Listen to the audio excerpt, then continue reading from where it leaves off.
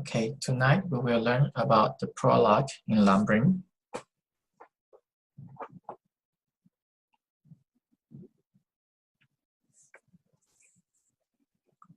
So the above is the first paragraph of the prologue.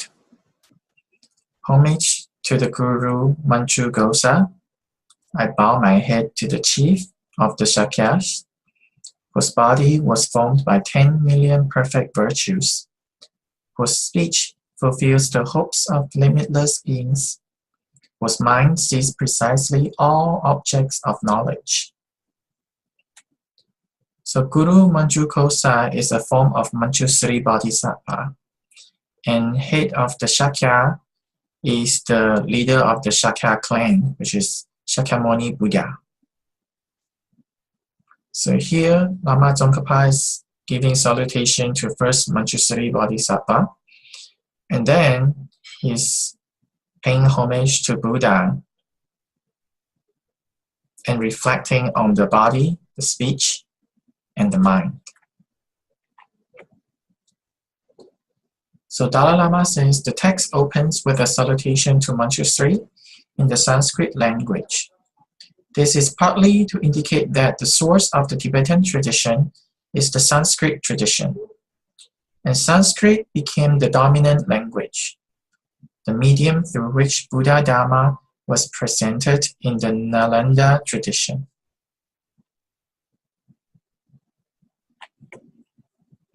Therefore, in Tibet, the custom evolved to acknowledge that source, and often at the beginning of Tibetan texts, there would be a salutation in Sanskrit. So, the first verse of salutation is salutation to the Buddha. Lama Tsongkhapa pays homage to Buddha by reflecting upon the qualities of Buddha's body, speech, and mind. First, he reflects upon the qualities of Buddha's body.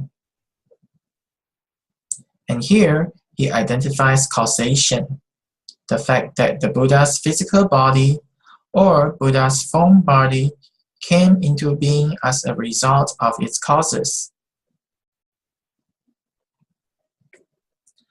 Lama Tsongkhapa identifies explicitly that Buddha's form body is a result of specific causes. Here, the causes are identified as the accumulation of all the qualities of goodness. In other words, referring to the meritorious deeds or the virtuous deeds.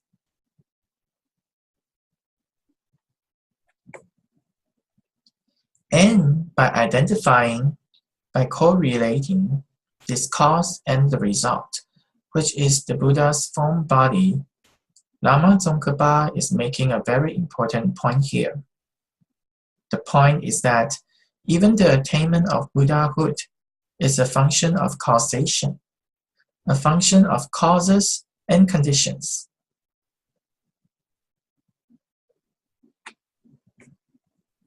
So he once again emphasized that Buddhahood does not come out of nowhere, nor is it an eternal permanent state which is uncaused. Buddhahood is attained through some process.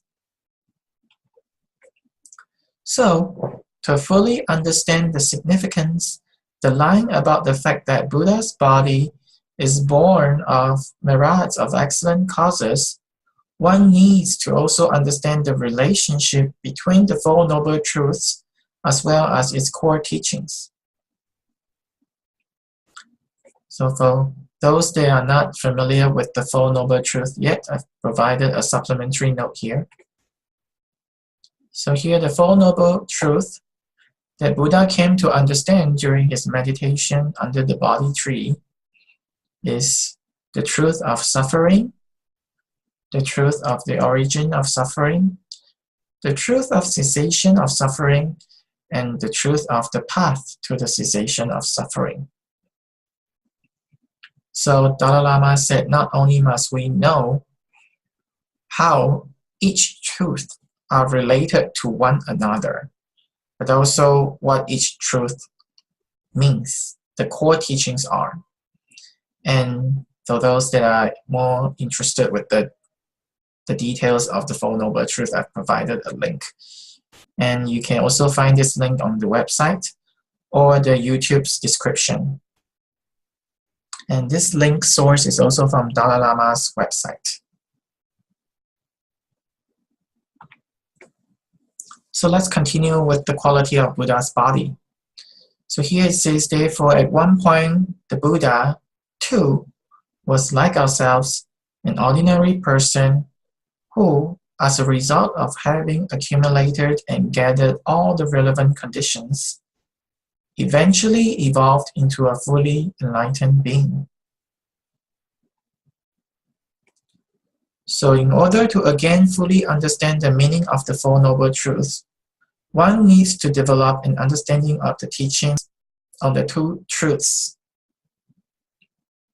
particularly in the manner in which one understands the two truths as sharing the same nature but having distinct identities. So that kind of understanding of the two truths becomes important. The explanations will be given in the context of the practices pertaining to the person of middling capacity. But one of the important principles here is Buddha's quality is born out of myriads of excellent causes. It is the principles of dependent origination in terms of cause and effect. So once again, we are introduced with a new term, the principles of dependent origination. So what is the principles of dependent origination? So in Lam Rim, in the middle capacity, what we call in Mandarin 中士道, we'll learn about dependent origination, which is called the 12因缘, 12 links. So it's the general philosophy of all Buddhist systems. It has 3 different meanings: meeting, relying, and depending. But all 3, in terms of their basic import, means dependence. So once again, I've linked 2 sources if you want to learn more about it now.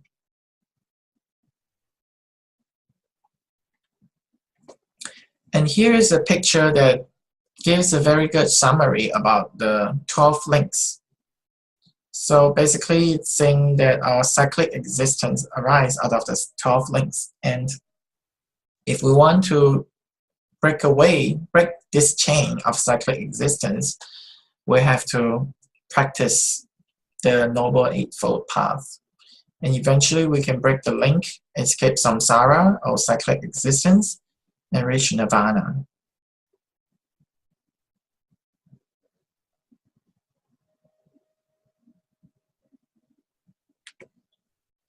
All right, so the key points so far is Lama Tsongkhapa, through his own action, he teaches us how we should pay homage to Buddha. So when we pay homage to Buddha, for example, we say Namo Guru Pat, Namo Buddhaya, Namo Dhammaya, and Namo Sanghaya. When we say Namo Buddhaya, do we reflect upon the qualities of Buddha's body, the speech, and the mind? And how do we reflect upon Buddha's body, speech, and mind?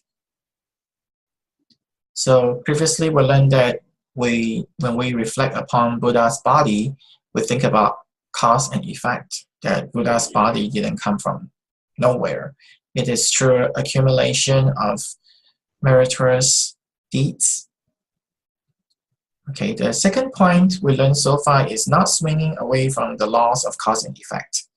Buddha's body was the result of specific causes. One of the causes is the accumulation of meritorious deeds.